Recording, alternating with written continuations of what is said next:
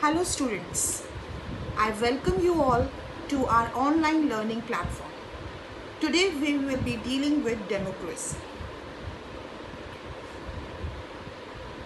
Now, this is the most common topic talk about. What is democracy? What are its types? Is India a democratic country? If yes, then we get to know that how is established in democracy. You find the answer to all these questions in that area where you lived, the people you talk, the discussion, etc. But for this lecture, let's make it interesting by knowing exactly the origin of the word democracy. So over here, we firstly see where its origin, the democracy. So it comes from the Greek words. It means demos. Demos means people, and kratos means rule. It simply means democracy is ruled by the people. So we can talk about democracy. We are talking about the rule of people. Democracy definition. In simple words, democracy is the form of government by the people, for the people, of the people. It's this direct से क्या मतलब है? It means we choose. हम लोग जो है खाली minister को चूज कर सकते हैं, हम प्रेसिडेंट को चूज नहीं कर सकते. प्रेसिडेंट कौन चूज करता है? Minister. So it's done by the minister. So it's a indirect.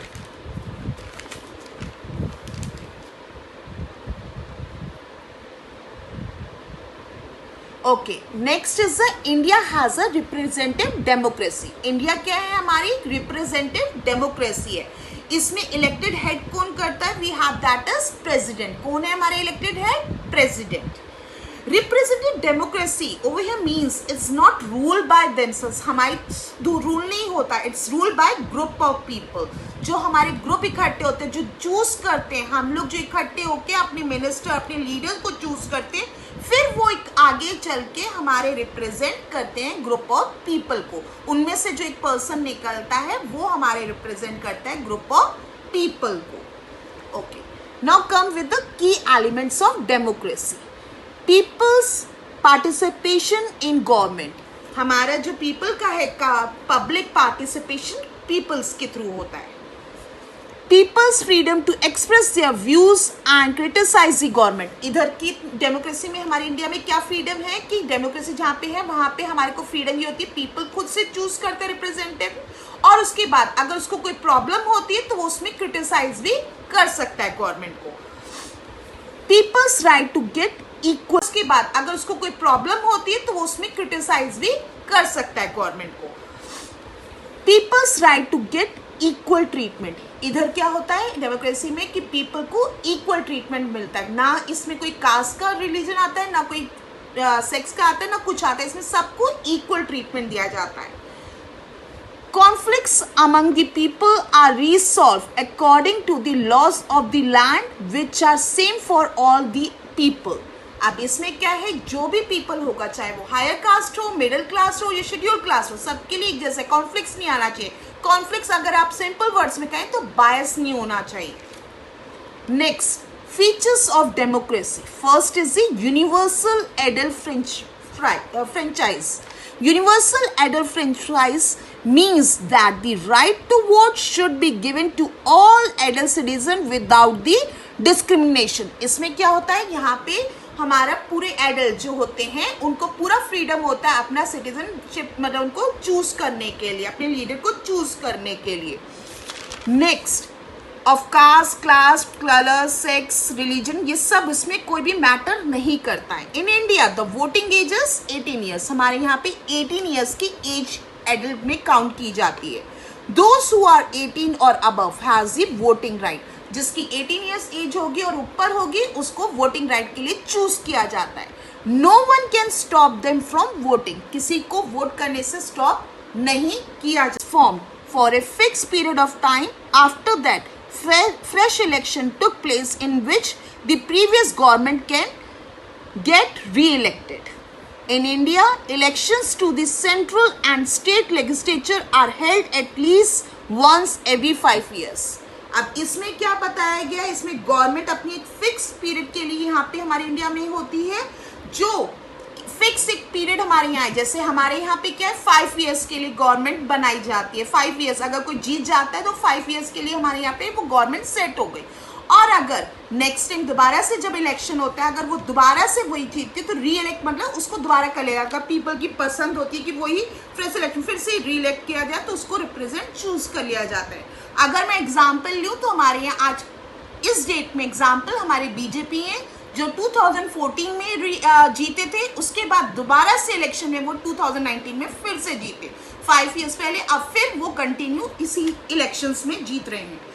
India after 5 years, हमारे यहाँ पे हमेशा 5 साल के बाद ही इलेक्शन किए जाते हैं. Political parties. A political party is an organization of people who have similar views on political issues.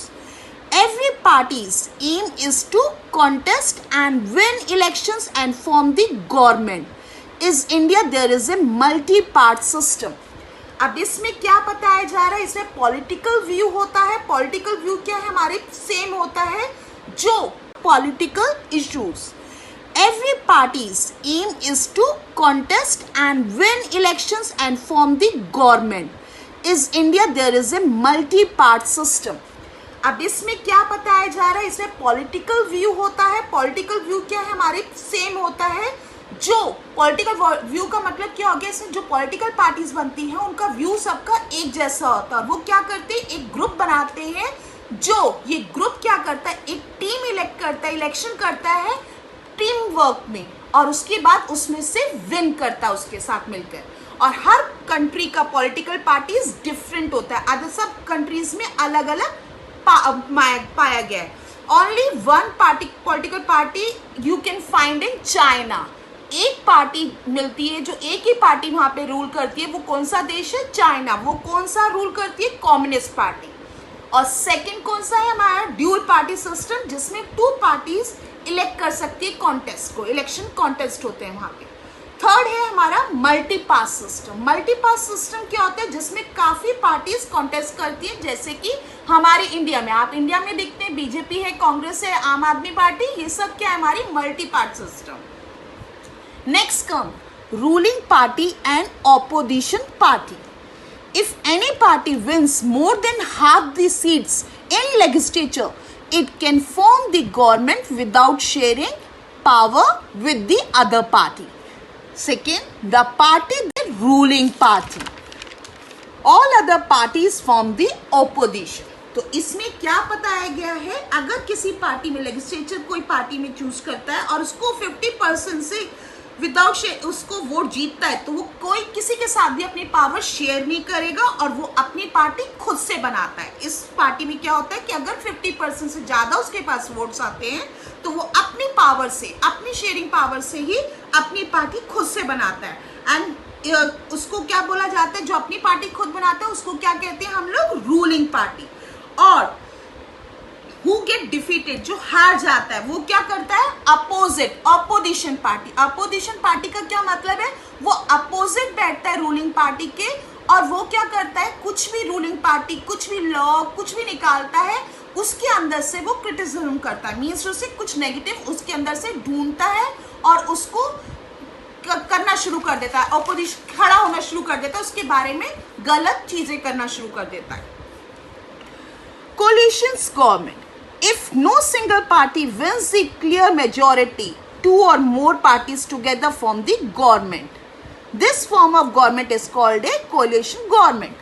A coalition government क्या होती है, अगर कोई सिंगल पार्टी, किसी को भी सिंगल पार्टी को अगर मेजॉरिटी नहीं मिलती है, 50% वोट की भी नहीं मिलती है, तो वो क्या करती है, 2 या 2 से ज्यादा पॉलिटिकल पार्टीज मिलकर अपनी गवर्नमेंट बनाती है, और उसको हम क्या बोलते हैं, कोलिशन गवर्नमेंट. नेक्स्ट, सब ruler. Next, in the monarchy, the monarch decides how much freedom the subjects will get. Next, in constitutional monarchy, however, the monarch shares the power with the people. So I can describe by one. इसमें क्या होता है monarchy में, इसमें किसका rule होता है, king और क्वीन का। इसमें राज कौन करता है? किंग और क्वीन। और इसमें मोनार्की जनरली हेरिडिटरी से मतलब क्या है? हेरिडिटरी वो होता है जो सन किंग की डेथ के बाद उसका अपना ही बेटा राजा बनता है। और इसमें कोई भी इलेक्शंस नहीं होते हैं और इसमें किसी भी पीपल की कोई भी पावर नहीं होती। इसमें पावर किसके पास होती है? खाली किंग के पास या क्वीन के पास। और इसमें क्या है? एल्डेस्ट सन ही इसमें उनका राजा बनता है। अगर डेथ किंग की हो जाती है तो उसका बड़ा बेटा ही राजा बनता है। आपने इसमें देखा, मैंने इसमें सब्जेक्ट का यूज करा है। इसमें क्या मतलब है सब्जेक्ट से? कि इन विच रूल, मतलब सब्जेक्ट का मतलब है इसके अंदर किसका रूल होता है। इसके अंदर रूल किसका होता है? पीपल और सिटीजन्स का, जो मोनार्की इसको अपने पावर में लेती है, अपने अंदर हैंडल करती है। कॉन्स्टिट्यूशनल मोनार्की, कॉन्स्टिट्यूशनल मोनार्की ये पहले नहीं थी, ये बाद में आई। और इसमें क्या बाद में आने से क्या हुआ? मोनार्की को अपनी थोड़ी सी पावर कॉन्स्टिट्यूशनल को देनी पड़ी, जिससे कि इनका भी कॉन्स्टिट्यूशन मोनार्की आगे डेवलप हुआ।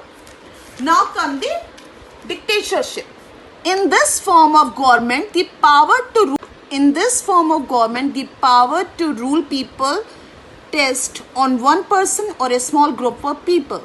Such power is often obtained forcefully. A dictator usually takes away much of the people's freedom.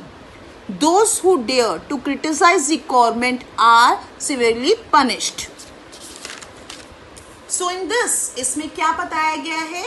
इसमें सिंगल एक पर्सन का रूल होता है या छोटे से ग्रुप का रूल होता है जो काफी फोर्सफुली ऑब्टेन होता है। मतलब इसमें काफी अपनी ताकत लगा के वो लोग अपना रूल लाते हैं। इसमें अगर मैं एग्जाम्पल आपका लूं तो एग्जाम्पल आप हिटलर का ले सकते हैं। हिटलर क्या थे? वो डिक्टेटर थे, वो अपना ही रूल चलाते थे और उन्होंने सारा जर्मनी में अपना रूल चलाया हुआ था और अपनी पावर लगा के वो अपना ही वहां पे डिक्टेटरशिप चलाते थे। और वो अगर कोई उनकी पावर को कुछ भी बोलता था तो वो उसको पनिश करते थे। Okay, hopefully you all understand very well. Here are assignment questions. Kindly solve these questions and revert me in WhatsApp me by today only. Assignment. First question. Define democratic form of government. Second. What are the key elements of democracy? Mention few characteristic features of democracy. 4. What do you mean by the term universal adult franchise? 5th. Explain forms of government that are found other than democracy. Government that are found other than democracy. Thank you for today, students. Hopefully you understand. Bye.